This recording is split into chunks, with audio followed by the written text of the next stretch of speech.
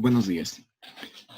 Vamos a continuar con el capítulo de la respuesta temporal de los sistemas de control. Y bueno, hemos comenzado a trabajar primero hemos comenzado con la respuesta de estado estacionario. Y hemos visto el tipo de sistema que se refiere al número de polos en el origen de la función de transferencia de trayectoria directa. Y luego vimos las respuestas temporales transitorias, y para eso hemos comenzado a hablar de dos sistemas, ¿no? Un sistema de primer orden y el sistema de segundo orden. Ok, hemos hecho ya la respuesta temporal del sistema de primer orden, la respuesta transitoria, y ahora vamos a trabajar con la respuesta transitoria temporal de un sistema de segundo orden. Yo les pido, por favor, consideremos este sistema. Este es un sistema tipo 1 porque tiene un polo en el origen de una trayectoria directa. Es un sistema que está trabajando con realimentación y por lo tanto, por lo que hemos visto en la parte del error de estado estacionario, si la entrada es un escalón, el error de estado estacionario es 0. Si fuese rampa, el error de estado estacionario es una constante, y si fuese parábola es infinito. Pero bueno, lo importante es que para un escalón, este sistema que es tipo 1, cuidado, el sistema es de segundo orden. Si hallan la función de transferencia, que me voy a mostrar enseguida, del lado cerrado de este sistema va a ser un sistema con dos polos, entonces es de segundo orden. Pero tiene un solo polo en el origen, en la trayectoria directa, y el sistema tiene realimentación, o sea, trabajando con realimentación. Eso significa que este sistema es tipo 1, y bueno, ya les he mencionado sus características de respuesta de estado estacionario. La función de transferencia de trayectoria directa está dada por esta expresión, es la relación entre esta señal y esta señal, y por lo tanto la función de transferencia de trayectoria directa es esta. Y si cierran el lazo, es decir, calculan la función de transferencia entre esta señal y esta señal, cerrando el lazo como se conoce, es decir, con las fórmulas de la función de transferencia, vamos a obtener esta expresión, esta función de transferencia. Ok, el sistema de primer orden, cuando hemos hablado de la respuesta temporal, hemos referido todo el estudio de su respuesta temporal a un parámetro, al parámetro t, que le hemos denominado constante de tiempo. Fíjense que un sistema de segundo orden tiene dos parámetros. Este, que es la letra griega z, y esto, que es la letra griega omega sub n. Z le vamos a poner un nombre y omega n le vamos a poner nombre. Pero bueno, depende de dos parámetros. Entonces, analicemos la respuesta del sistema ante una entrada de escalón. Ok, lo primero, vamos a clasificar este sistema de segundo orden de acuerdo al valor de z, ¿no? Z puede adoptar, o sea, a ver, así como lo estamos viendo, estos parámetros el parámetro z es un parámetro positivo, o real positivo, y por lo tanto puede adoptar, digamos, podemos clasificar por un rango de valores que adopte z.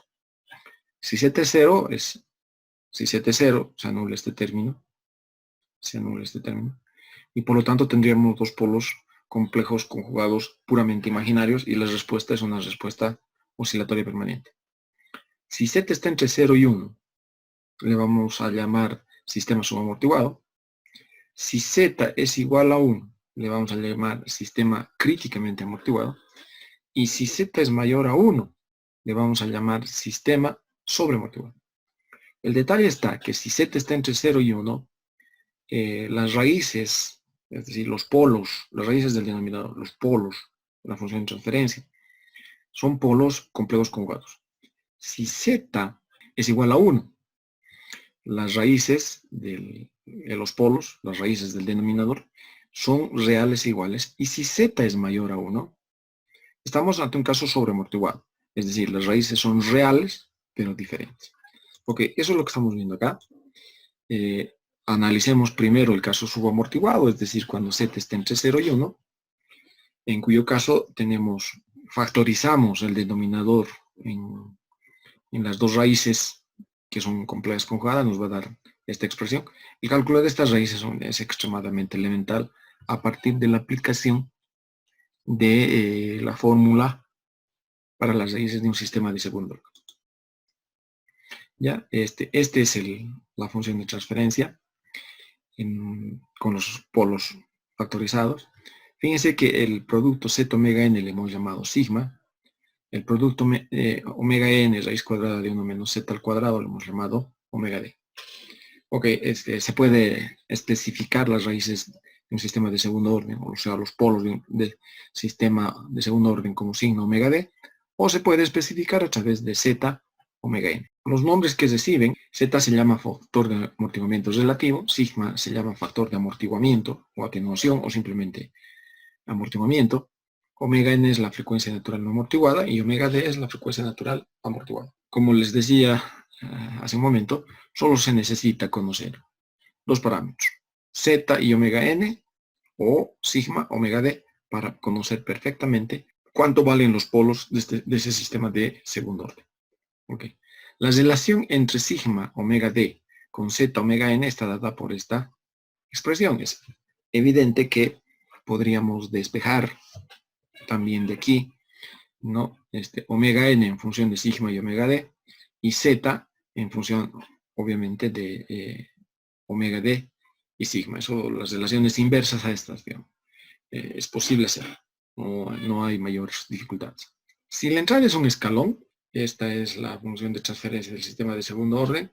Esto es solamente una forma de calcular que están presentes en los textos. Sin embargo, si nosotros quisiéramos calcular la descomposición en fracciones parciales de esta expresión, tendríamos que hacerlo con el método vectorial, con un polo en el origen y dos polos complejos conjugados. Se descompone en fracciones parciales y se halla la transformada inversa de Laplace, c de t, es decir, la salida va a estar dada por esta expresión. Ahí están los senos y cosenos en forma desarrollada, o también podemos expresar esa salida como un seno con desfase, ¿no?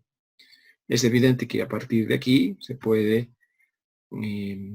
calcular esto de aquí. Este desfase está dado por el arco tangente de la raíz cuadrada de 1 menos z cuadrado sobre z, o lo que es lo mismo, el arco coseno de z. Todo esto de acá tiene una relación geométrica que se muestra acá. Ya, los polos están en menos sigma, en la parte real, más j omega d en la parte imaginaria y menos jd en la parte imaginaria. Este polo y este polo son complejos conjugados, y si se escribe los factores de estos dos polos multiplicando, vamos a encontrar el polinomio denominador del sistema de segundo orden. Ok, ¿qué es omega n? Omega n en realidad es la distancia de la diagonal o de la recta que va del origen al polo donde estamos considerando o donde estamos estudiando la respuesta del sistema. ¿Y qué es tita?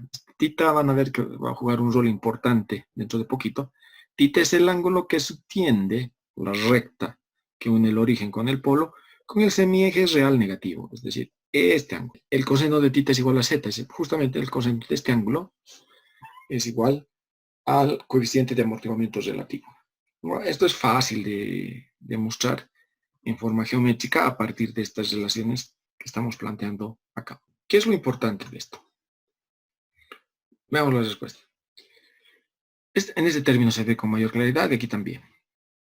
La parte oscilatoria de la respuesta, la parte que fluctúa, ¿no?, oscilando a medida que el tiempo transcurre, dependerá de la frecuencia natural amortiguada.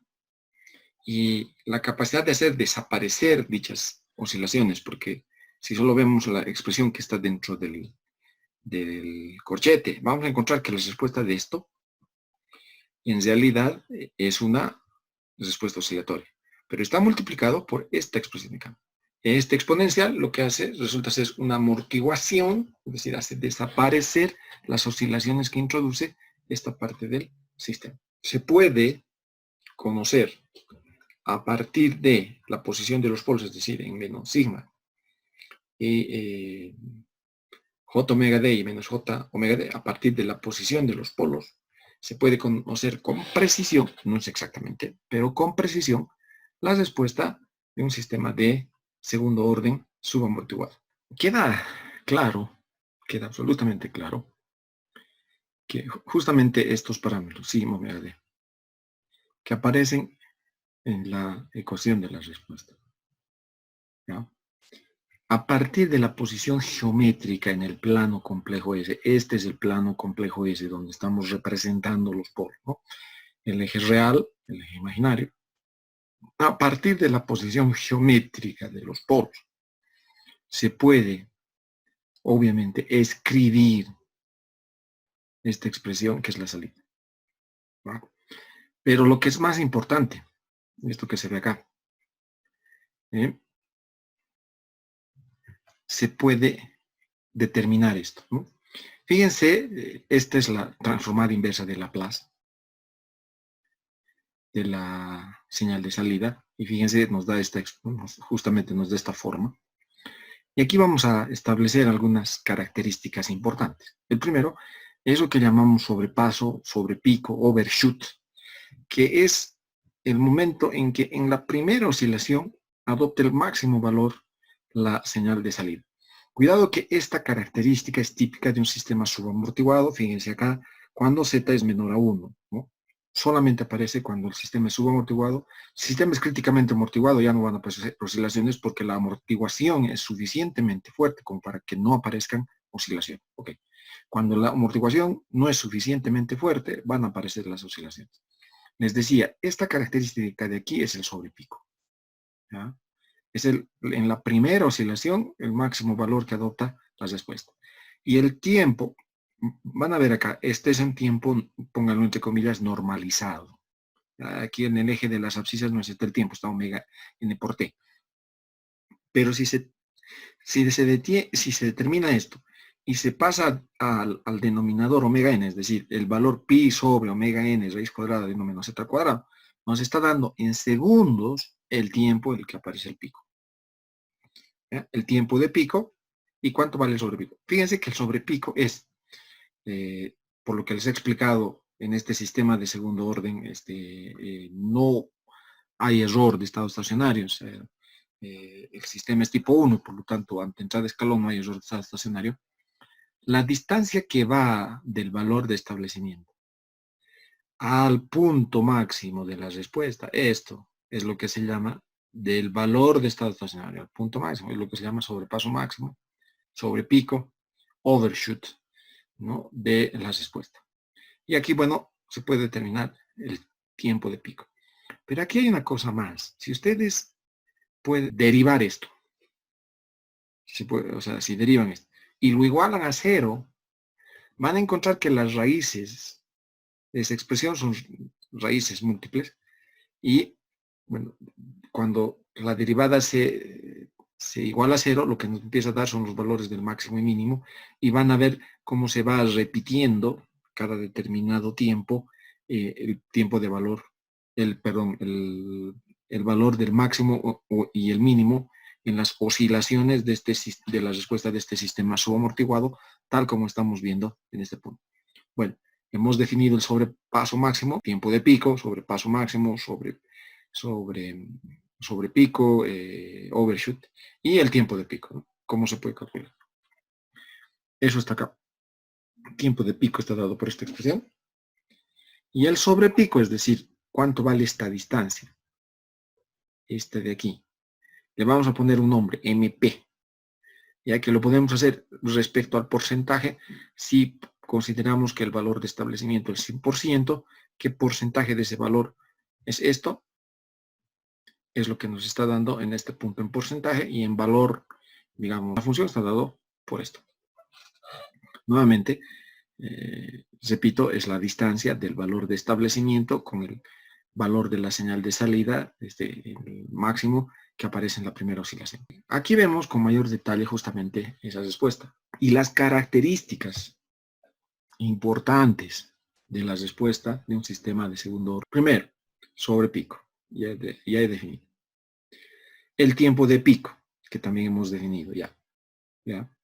El tiempo de establecimiento. ¿Qué es el tiempo de establecimiento? Fíjense, a partir del valor de establecimiento, nosotros vamos a poner una banda, una precisión, una banda de precisión, una tolerancia, ¿ya? Hacia arriba y hacia abajo del valor de establecimiento. Esta tolerancia puede ser un más menos 2%, más 2%, hacia abajo menos 2%, o puede ser un más menos 5%, ¿ya? Y una vez que la respuesta del sistema oscila, y aunque siga oscilando, ha entrado dentro de la banda, pero ya no sale, es decir, como acá, ¿no? Aquí entra la banda, sale, vuelve a entrar, vuelve a salir, vuelve a entrar, vuelve a salir, pero aquí entra y ya no sale de esa banda, se queda, la respuesta se queda dentro de la banda. Este punto, ese tiempo en el cual entra dentro del criterio, normalmente el más utilizado es el criterio del más o menos 2%, es lo que se denomina el tiempo de establecimiento, o en inglés settling time. ¿Ok? La diferencia, esto también hemos visto, la diferencia entre el valor de referencia y el valor real, el valor de la respuesta, es el error de estado estacionario. Una característica más importante podemos definir, lo que es el tiempo de subida, ¿no?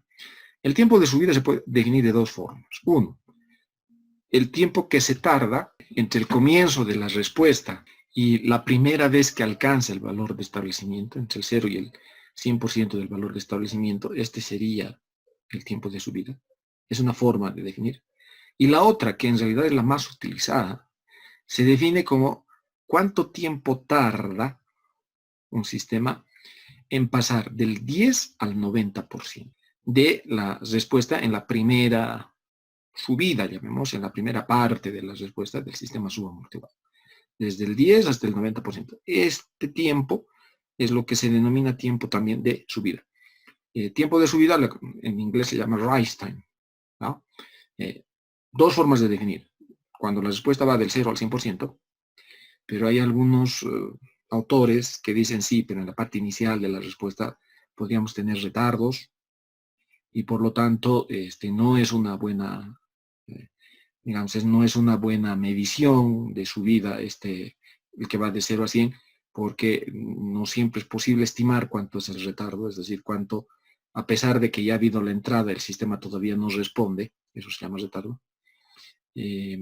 No se puede estimar ese tiempo de retardo, es más objetivo, digamos, pensar cuánto tiempo tarda entre el 10 y el 90%, porque ya sabemos que cuando ha cruzado el 10%, efectivamente la respuesta, o sea, la salida, la respuesta del sistema está comenzando a subir hacia el valor de la referencia, ¿no? Hacia el valor de establecimiento. Ok, como les decía, este es el más utilizado. También aquí hay algunas cosas que son importantes. Primero, de un tiempo de establecimiento más corto, es evidente que el tiempo de pico es más corto y el tiempo de subida también. Bueno, hemos definido las características de la respuesta de un sistema de segundo orden subamortiguado y sus 4 características fundamentales, ¿no? El error de estado estacionario no solamente se define para sistemas de segundo orden, el error de estado estacionario se define para cualquier sistema. Para el de sistema de segundo orden específicamente, 4 características fundamentales: tiempo de subida, tiempo de pico, sobrepico, overshoot o sobrepaso, y tiempo de establecimiento. 1, 2, 3, 4 características importantes. Normalmente cuando se hace diseño de sistema de control, justamente en 3 de esas o 2 de esas características nos van a mencionar, es decir, por ejemplo, cuánto tiene que valer máximo el overshoot y cuánto tiene que ser, digamos, el valor deseado del tiempo de establecimiento. Con esas características se puede hacer el diseño del sistema de control para poder alcanzar en las respuestas del sistema de segundo orden justamente esas características del sobrepico y del tiempo de establecimiento. Fíjense que las oscilaciones dependen exclusivamente de Z.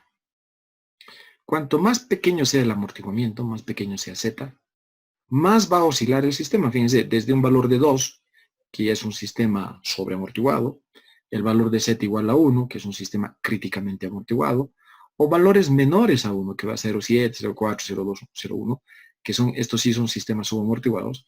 A medida que Z disminuye, el sobrepico es cada vez mayor, ¿ya? ¿De dónde viene esta expresión? Es bien simplecito, de aquí. Fíjense que sé que el sobrepico esta expresión depende exclusivamente, no es una relación lineal, evidentemente no es una relación lineal, pero bueno, esto que es el sobrepico, la distancia que va, les recuerdo, el sobrepico, el MP es esto de acá. Esa distancia depende exclusivamente de Z. Ustedes, o sea, ¿cómo podemos determinar esto? Simple. Como es el máximo, agarramos la respuesta, esta de acá, o esta de acá, como prefieran, la derivamos y luego lo igualamos a 0. El primer valor positivo diferente de 0 de la solución de esa ecuación es la que determina el sobrepico. Ahora, ese es un tema. Segundo, ¿se acuerdan que el coseno de este ángulo es igual a Z? Coseno de tita, eso está expresado acá. El arco coseno de Z es tita, o el coseno de tita es Z. Cuanto más grande sea este ángulo, es decir, cuanto más este polo se aleje en la parte imaginaria, el sobrepico va a ser cada vez más grande. ¿Ya? Porque cuanto más se acerque este ángulo, o sea, cuando esto empiece a subir, este ángulo va a tender a ser 90 grados, o sea, va a empezar a crecer. Cuanto más cerca esté a 90 grados, el coseno de este ángulo va a ser cada vez más pequeño. Ese es un tema importante. Y son precisamente esas características geométricas que se utilizan para encontrar la respuesta temporal de un sistema de segundo orden. Aquí muestro que cuanto más pequeño sea el amortiguamiento, mayor sobrepico y más oscilaciones existen en las respuestas del sistema de segundo orden. ¿Ya? Aquí vemos en 3 dimensiones. ¿Ya? Digamos, en el plano del fondo, en este plano, estamos viendo la respuesta.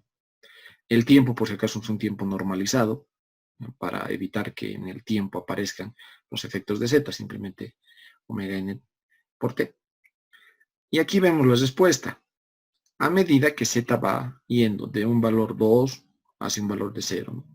Cuanto más grande sea esto, menos, o sea, evidentemente el valor mayor a 1 ya no aparece oscilaciones.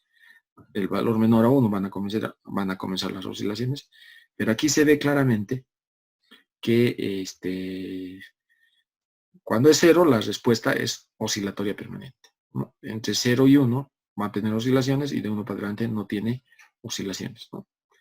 Este es el valor de Z y aquí está, para diferentes valores de Z se está mostrando la respuesta transitoria. Hay una relación, acabo de mostrarles, entre el porcentaje, el overshoot del sobrepico con Z.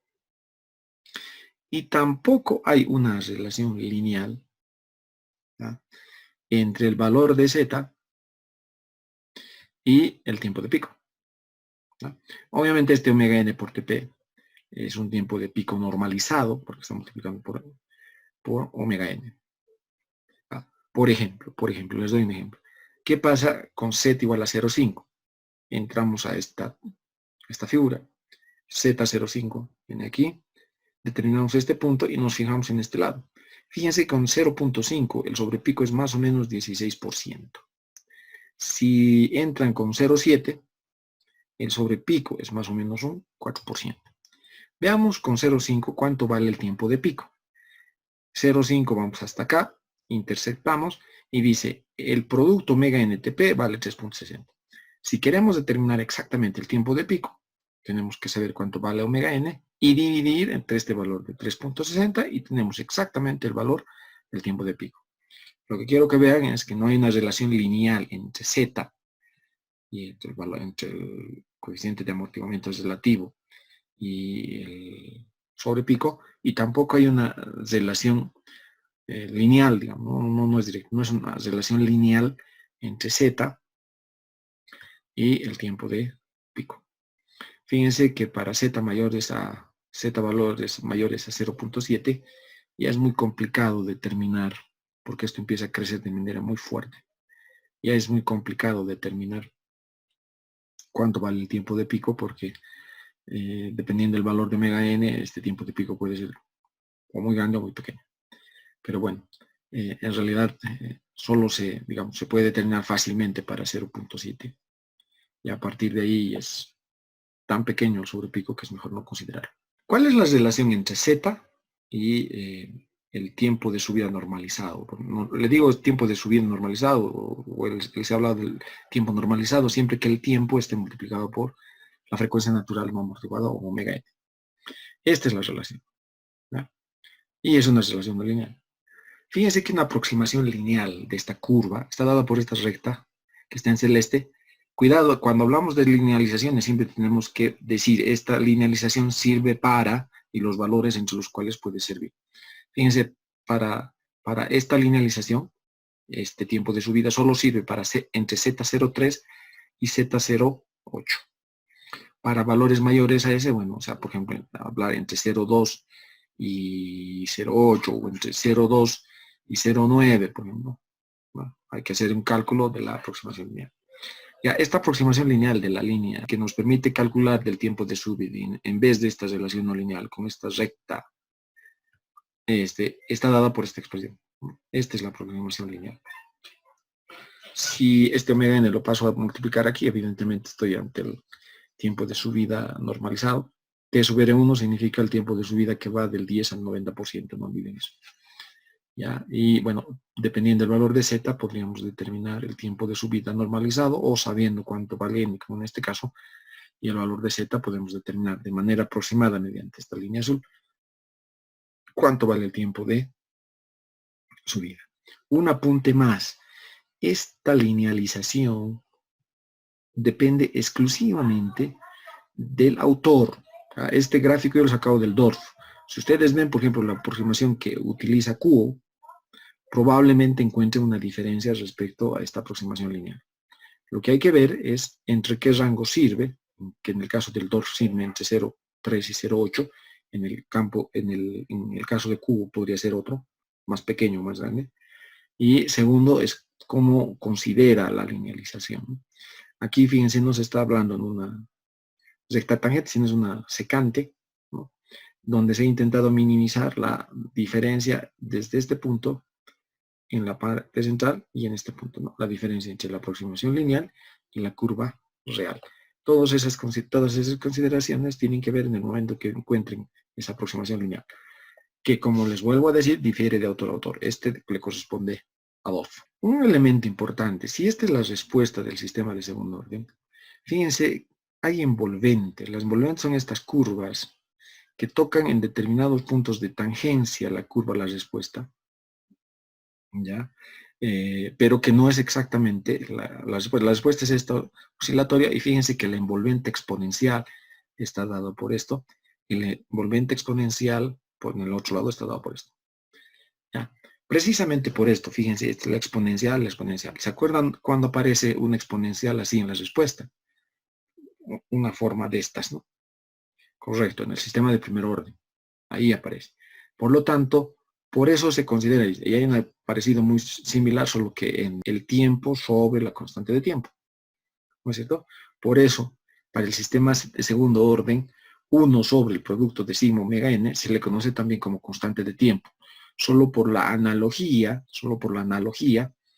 con el sistema de primer orden. Ahora, fíjense, se ha transcurrido una primera constante de tiempo. No es exactamente el 63.2, pero se aproxima. Se ha transcurrido 2 constantes de tiempo, etcétera, etcétera. Tenemos los porcentajes aproximados que hemos mostrado cuando estamos haciendo el sistema de primer orden, ¿no? Cuando el tiempo transcurrido ha sido exactamente aún con una constante de tiempo, fíjense, esta es la respuesta del sistema de primer orden. Cuando ha transcurrido una constante de tiempo, estamos al 63.2% del valor de establecimiento. Se ha transcurrido 2 constantes de tiempo, estamos al 86.5% del valor de establecimiento. Si ha transcurrido 3 constantes de tiempo, estamos al 95%, y si está transcurrido 4 constantes de tiempo, estamos al 98.2%. Justamente por este tema y por este exponencial que está apareciendo acá, la inversa aritmética de 1 sobre z omega n, adopta el rol, una constante de tiempo. Ahora, si quieren que, utilizando nuevamente ese concepto de que las oscilaciones entran dentro de la banda del 2% y no salen ya, es evidente que la envolvente nos permite asegurar cuando entra a esa banda y ya no sale más. Por lo tanto, el tiempo de establecimiento, si queremos que el ESOR, o sea, que la respuesta quede dentro de esta banda del 0.02 o del 2%, el tiempo de establecimiento tendrá que ser 4 veces sobre la parte real de los polos del sistema de segundo orden. Se puede también hacer al revés, es decir, ¿cuánto tiene que valer la parte real de los polos de segundo orden si queremos un tiempo de establecimiento determinado? Entonces ponemos sigma aquí, 4 sobre TS, ¿no? Para el criterio del 2%, obviamente, será el valor de la parte real del polo que nos asegura que el valor de establecimiento, el valor que se está aproximando hacia la referencia, ha entrado dentro de la banda del 2%. ¿No? Por eso aparece ese 4 sobre sí. Un análisis, ¿qué pasa si omega n cambia? ¿No? Para mismo z. ¿Saben? ¿Se acuerdan que z nos daba el valor del sobrepico? Con diferentes valores de omega n, el sobrepico sigue siendo el mismo. Con 0,2 es algo así como 50%. ¿Ya? Pero para un omega n más grande, fíjense, el tiempo de establecimiento es notablemente menor que para un omega n más pequeño, ¿no? Cuanto más pequeño sea omega n, para un mismo valor del amortiguamiento relativo, el tiempo de establecimiento es cada vez mayor a medida que el omega n disminuye. ¿Qué pasa cuando tenemos omega n constante? Es decir, para un mismo omega n. ¿Qué pasa con la respuesta? ¿No? Es obvio que, como se trata de un sistema de segundo orden, cuanto más pequeño sea z, más oscilaciones hay. Con Z1 es el críticamente amortiguado y esta es la respuesta. Esto se ha graficado como un ejemplo para omega n a 5 radianes por segundo. Si Z fuese cada vez más pequeño, o adoptara valores cada vez más pequeños, lo que vamos a tener aquí son oscilaciones cada vez más pronunciadas, ¿no? O sea, más fuertes, más rápido, o sea, con mayores oscilaciones, no más rápido, ¿no? Con mayores oscilaciones. La velocidad en que desaparecen las oscilaciones dependerá del producto Z omega n, ¿se acuerdan? Con omega n constante y Z variando, lo único que cambiamos es el sobrepico de la salida. Por ejemplo, ¿no? Queremos encontrar cuál es la región donde tenemos que ubicar los polos. Si queremos, por ejemplo, un tiempo de establecimiento de 4 segundos y un sobrepico menor al 5%. 0.707, el sobrepico es un 4.3, pero hay valores notables para Z. Y Z es 0.707, este ángulo es 45 grados, y el sobrepico es un 4.3%. Repito, para un Z 0.707, el ángulo θ vale 45 grados y el sobrepico vale un 4.3%. El otro elemento importante, o sea, notable, digamos, es qué pasa cuando Z vale 0.5. Si Z vale 0.5, este ángulo vale 60 grados, y el sobrepico vale un 16.3%. Lo que quiero que noten es que hay, digamos, valores notorios, valores que resaltan. Okay, si queremos un sobrepico menor al 5%, si ponemos todos los polos debajo de esta recta de 45 grados, el ángulo del polo va a ser menor a 45 grados y por lo tanto el sobrepico menor al 5%. No se olviden que cuanto más grande sea, el sobrepico va a crecer. Ya, el tiempo de establecimiento tiene que ser menor a 4 segundos. Eso significa, esto queremos que valga 4 segundos. Y por lo tanto, por ejemplo, si pongo sigma acá, 4 sobre TS, y esto vale 4, 4 sobre 4 es 1. Queremos que sigma valga 1. Bueno, aquí está la recta Z omega n constante. No se olviden que el producto Z omega n es igual a sigma. Entonces, con sigma 1, que está acá, que es el producto Z omega n, los polos que queden a la izquierda van a tener un tiempo de establecimiento menor a los 4 segundos. Si se ubican justamente sobre esta recta, van a tener un sobrepico de 4.3, un tiempo de establecimiento exactamente de 1 segundo. Para atrás, para valores más pequeños, el tiempo de establecimiento es menor a 1 segundo. Cuando estamos hablando del sistema críticamente amortiguado, el valor de Z vale 1. Eso significa, si ustedes, esta es la función de transferencia del lado cerrado, si ustedes reemplazan Z igual a 1 en esa función de transferencia, van a encontrar que el denominador puede ser factorizado y que hay dos polos justamente en la frecuencia natural no amortiguada, ¿no? En otras palabras, el caso críticamente amortiguado es aquel caso en el que el sistema de segundo orden tiene dos polos reales e iguales, ¿no? Este 1 sobre S evidentemente está viniendo de la parte de la transformada de Laplace de la entrada y la transformada de Laplace de un escalón. Por tanto, la respuesta, la salida de un sistema de segundo orden críticamente amortiguado, la respuesta temporal es esta. ¿Ya? Es evidente también que a medida que transcurre el tiempo, esta respuesta se va a estabilizar en el valor de 1, es decir, va a alcanzar el valor de la referencia o el valor del escalón unitario, que es la señal de ingreso. En el caso sobreamortiguado, o sea, esto no merece mayor detalle porque evidentemente la respuesta que vamos a obtener es una respuesta sin oscilaciones, no tiene sobrepico y obviamente que este término que aparece acá va a jugar el rol de la constante de tiempo y nos va a establecer o nos va a determinar fácilmente cuánto vale el tiempo de establecimiento. En el caso sobreamortiguado, en este caso z es mayor a 1, y si factorizan el denominador de la función de transferencia de segundo orden, van a obtener esto, que si hallan su transformada inversa de Laplace es lo que aparece aquí. ¿Ya? Si reemplazan, en vez de utilizar toda esta expresión omega n por z más raíz cuadrada de z cuadrado menos 1, por el valor de S sub 1 y esto que está aquí por el valor de S sub 2, van a encontrar que la respuesta de un sistema sobreamortiguado en realidad es una combinación lineal de la respuesta de dos sistemas de primer orden que ya hemos estudiado. Nuevamente aquí aparece el concepto de polo dominante y el polo dominante es el que más cercano está al eje imaginario. La dinámica dominante, la dinámica que va a predominar en las respuestas de este sistema sobreamortiguado será la del polo que más cerca está al eje imaginario. Evidentemente también la dinámica del segundo polo afecta en la respuesta del sistema.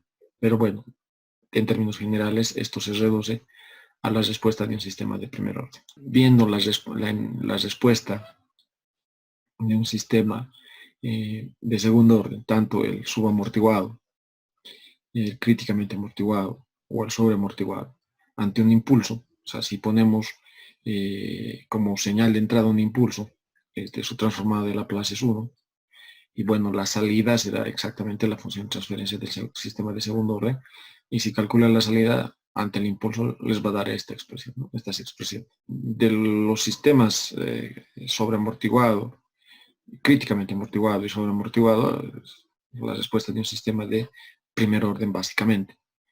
¿Qué pasa con la respuesta de un sistema subamortiguado? Eso es lo que vemos acá, en la respuesta al impulso de un sistema sobreamortiguado.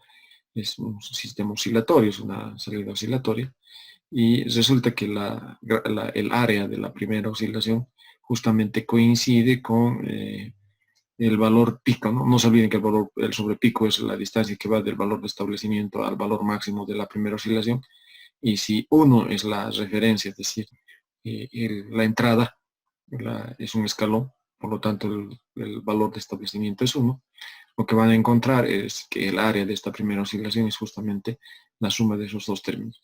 La demostración de esto es extremadamente simple, considerando las ecuaciones que les he mostrado.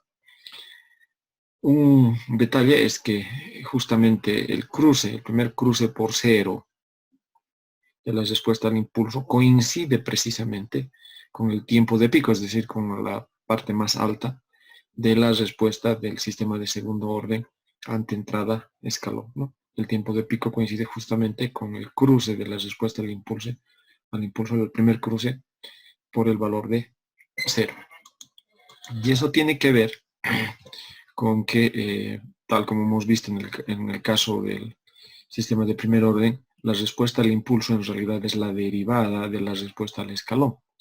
Y obviamente cuando la derivada, es decir, en este caso la respuesta al impulso es ese 0, estaríamos hasta un máximo de la respuesta al escalón, ¿no? Obviamente estamos ante el sobrepico. Ok, si hacemos un resumen, o sea, de dónde se ubican los polos, evidentemente no está, o sea, estos polos los vamos a ver solo en el semieje positivo, porque obviamente si este es un polo, por ejemplo, en un sistema de segundo orden, el complejo conjugado, es decir, el simétrico de esto al otro lado, en la parte negativa, también es polo, ¿no es cierto? Entonces, si vemos la posición de los polos sobre el eje, o sea, del lado derecho, sobre el eje imaginario y en el lado izquierdo, vamos a ver lo siguiente. Primero que los polos que quedan en el lado derecho, como se está viendo acá, son todos polos inestables, ¿ya? La frecuencia de oscilación va a depender del valor de la parte imaginaria. La frecuencia de oscilación va a depender de la parte imaginaria, del valor de la parte imaginaria. Cuanto más grande es la parte imaginaria, más grande es la frecuencia de oscilación. Obviamente un polo, o un polo doble, ubicado sobre el eje real, exactamente, con parte imaginaria cero, va a ser un sistema cuya respuesta va a ser exponencialmente creciente. Si los polos quedan sobre el eje imaginario, las respuestas van a ser oscilatorias permanentes, porque con los polos sobre el eje imaginario estamos ante un sistema críticamente estable, repito. Entonces, la frecuencia de oscilación la va a determinar la parte imaginaria de los polos, ¿no? Cuanto más grande sea la parte imaginaria, la frecuencia de oscilación será más alta. Y si estamos con polos en el lado izquierdo, aquí viene lo interesante, fíjense que las envolventes de amortiguación de los sistemas dependen de la parte real, ¿no? Dependen de la parte real. Fíjense si fuese solamente polos reales, tenemos esta curva de decrecimiento exponencial hacia cero. ¿Por qué? Porque el polo es estable. Algo que no mencioné todavía, y es que estamos hablando, cuando estamos haciendo esto, de la respuesta al impulso de los sistemas de segundo orden, tanto inestables, críticamente estables o estables. Les decía, la envolvente va a coincidir justamente con como si el polo estuviese en esta ubicación del eje real. ¿Ya? Eso es la velocidad del amortiguamiento, con la que se hace desaparecer las oscilaciones. La frecuencia de oscilación va a depender del valor, del valor imaginario de los polos, ¿no? Es decir, si uno ve acá esta distancia, la oscilación es, digamos, más pequeña que si ve esta distancia. Cuanto más grande sea la parte imaginaria de los polos, más alta va a ser la frecuencia de oscilación, ¿ya? Y la velocidad con la que desaparece, o sea, con que se amortigua las oscilaciones, depende del valor, estoy mostrando acá, del valor de la componente real de los polos, ¿no? Por lo tanto, si tenemos un polo con una parte real más grande en valor absoluto, o sea, queda más hacia la izquierda, la velocidad de amortiguación va a ser mucho más rápida, ¿no? Y esta es la velocidad de amortiguación. Y bueno, la frecuencia de oscilación dependerá del valor de la parte imaginaria de los polos, ¿no? Esto resume el tema de las respuestas, ¿no? Repito, como conclusión, la velocidad de oscilación la determina la parte imaginaria y la velocidad de amortiguación, es decir, en qué tiempo desaparecen las oscilaciones, lo determina la parte real. Haciendo un resumen de las especificaciones de un sistema de segundo orden subamortiguado, tenemos estos temas que son importantes. Bueno, el sobrepico está dado por esta expresión, que depende enteramente de Z. Si el sobrepico lo ponemos en porcentajes, estaríamos hablando de esto. El tiempo de pico está dado por esta expresión. O sea, por si acaso esto de aquí abajo es omega d, ¿no? El tiempo de establecimiento, si estamos hablando con un criterio de una banda del más o menos 2%, estará dado por esta expresión, y más o menos 5% estará dado por esta expresión. 4 veces la constante de tiempo para el criterio del 2%, 3 veces la constante de tiempo para el criterio del 5%. Y por último, el tiempo de subida o tiempo de levantamiento, que va del 0 al 100%, estará dada por esta expresión. Esto es para un sistema de segundo orden subamortiguado, ¿no? En el formato estándar que les he mostrado anteriormente. Ok, ¿qué pasa si este sistema de segundo orden O sea, por ejemplo, hemos puesto acá para evitarnos mayores dificultades. Omega n lo hemos hecho 1 y hemos visto que, o vamos a ver que z es el que cambia. Y se adiciona un polo con un constante de tiempo gamma, ¿no? El sobrepico y el tiempo de establecimiento son similares al sistema de segundo orden, siempre que, a ver, 1 sobre gamma, este es el valor del polo adicional, es mayor a 10 veces el producto de z omega n. En otras palabras, ¿no? El polo está 10 veces más lejos, el polo real. No se olviden que esta es la parte real de los polos complejos conjugados, o sea, de los polos que vienen de esta expresión.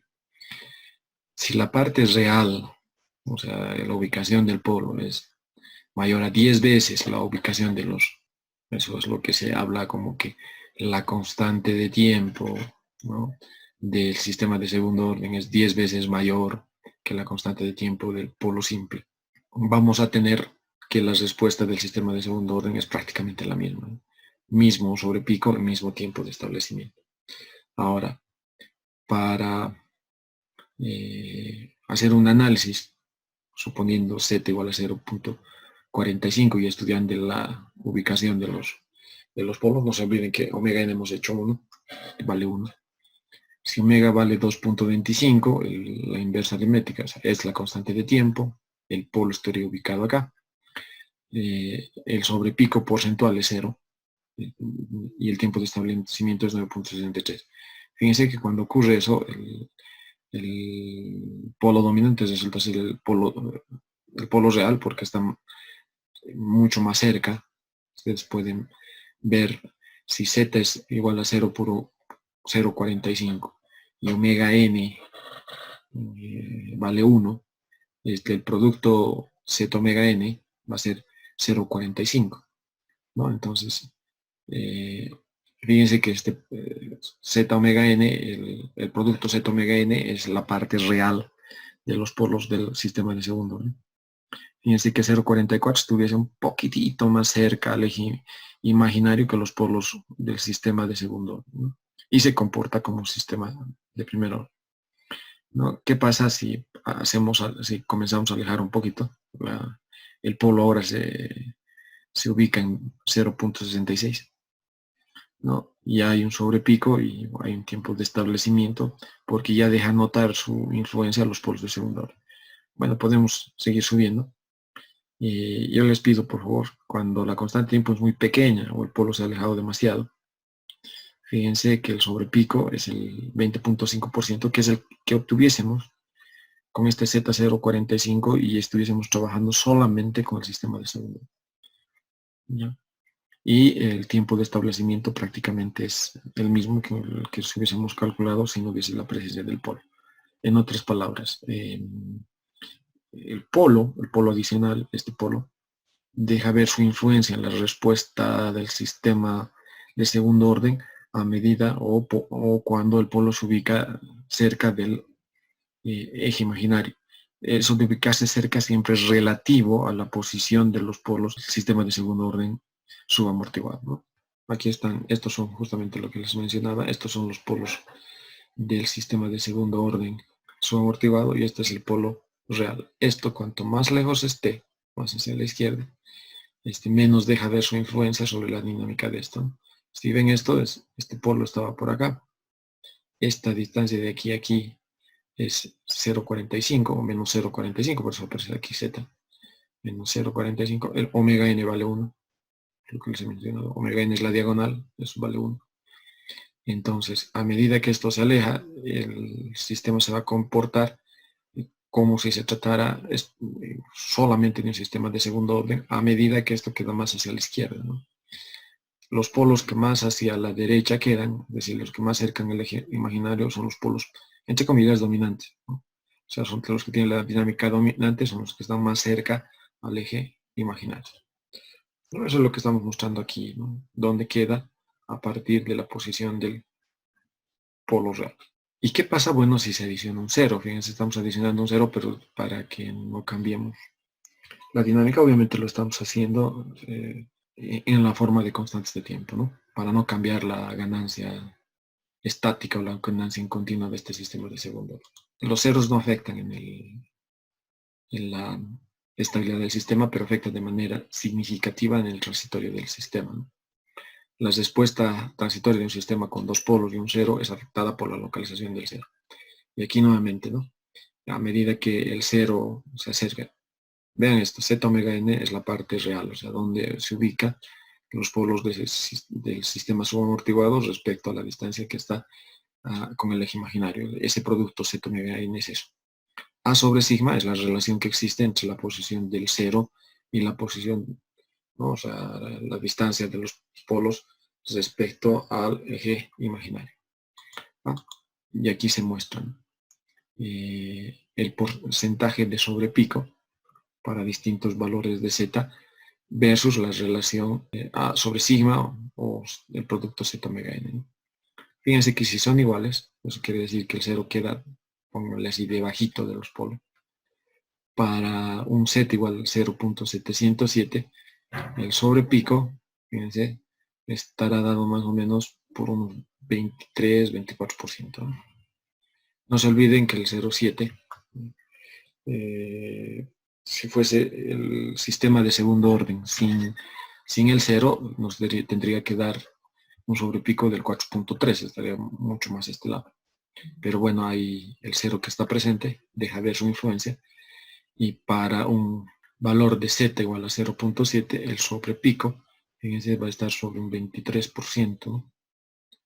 Ok, esto es obviamente afectado, fíjense que estas son relaciones no lineales que encima están expresadas en escala logarítmica, ¿no? Para poder entender cómo cambia, cómo afecta el cero en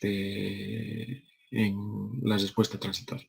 Aquí está la respuesta de un sistema subamortiguado ante entrada de escalón para diferentes valores de z sobre, digo, de a sobre z omega n, ¿no? Si a sobre z omega n es igual a 5, es el caso A, es esto. Si a sobre z omega n vale 0,5, es esto de acá. Fíjense, en el caso de si d vale 0,5, a vale la mitad de esto. A vale la mitad del producto z omega n. Es decir, el 0 estuviese a la mitad de la distancia de donde están los polos, de la distancia a los polos complejos conjugados, a la mitad, más cerca del eje imaginario. Eso significa A igual a esta relación 0,5. En este caso, fíjense cómo el 0 afecta notablemente a la parte transitoria, a la respuesta transitoria del sistema. Dos efectos tienen siempre los ceros adicionales en los sistemas de la cerrada. Y es que lo primero, los ralentizan, es decir, lo vuelven lento la respuesta. Y segundo, evidentemente nos aumentan el sobrepico. Fíjense el caso C significa A es igual a esto, es decir, prácticamente el cero está debajo, ¿no? En la misma recta vertical, porque queda la parte real de los polos complejos conjugados es exactamente igual al valor del 0. Y bueno, esta es la respuesta, ¿no? Oscila, primero que es lento, de manera lenta, y nos mete un sobrepico mayor que si no estuviese el 0. Ok. Resumiendo, la presencia del 0 en un sistema de segundo orden subamortiguado nos va a aumentar el sobrepico y nos va a hacer que la respuesta sea cada vez más lenta. Bueno, eso es lo que hemos hecho en la respuesta temporal del sistema de segundo orden, ¿no?